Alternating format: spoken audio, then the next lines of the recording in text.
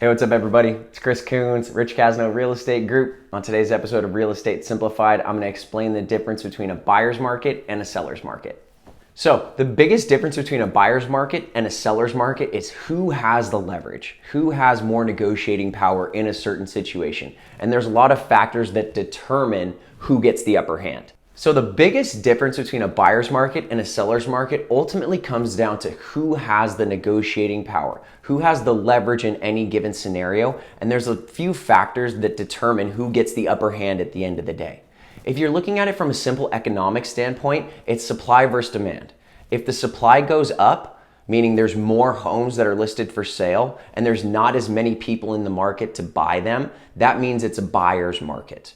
Buyers get to pick and choose where they want their money to go, which houses they see, and ultimately the purchase price that they would like to offer. There's not a lot of people that are groveling over these properties ready to buy, and so the buyers get the upper hand when you get to the negotiating stage. Inversely, if you have a low supply of homes, not a lot of homes that are currently on the market, which is actually what we're going through right now, and we actually have an uptick in buyer demand, that puts it as a seller's market. There's not a lot of homes for sale and there's a lot of buyers that are interested in them. So sellers have the upper hand when you're looking at negotiating, where buyers kind of need to give the seller what they want if they want to stand out above all the other potential buyers that are interested in the property. Right? So if you're in a multiple offer situation, the seller can kind of name the terms that they want to see, and a buyer who's committed to that property is going to have to meet those terms. So that's really what a seller's market is. It puts the negotiating power into the hands of the seller.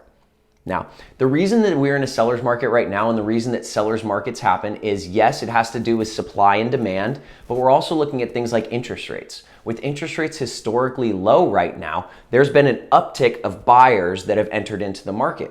Now, when you combine the fact that we are about 50% low on supply and buyers have jumped into the market not only because of interest rates, but we've also got a lot of people coming from the Bay Area as well. So there's a huge pool of buyers that are ready and able to purchase a property here in the Sacramento area. There's just not a lot to sell them.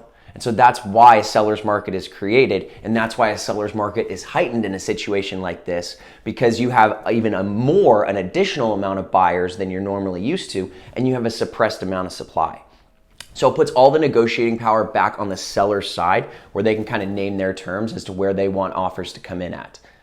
So I hope this answers your questions about buyers and sellers markets. If you have any questions about how to navigate through these kinds of markets or the impacts that they have on buyers or sellers, or really anything else that's real estate related, give me a call, shoot me a text, send me a DM, whatever's easiest. If you have any topics that you would like me to cover on any episode of Real Estate Simplified, let me know. Would be happy to cover those for you. Otherwise, I appreciate you guys tuning in. Thank you to those who have liked and subscribed to the YouTube channel. It's very cool to see that thing starting to uptick. Otherwise, hopefully we'll see everybody soon. Stay safe out there.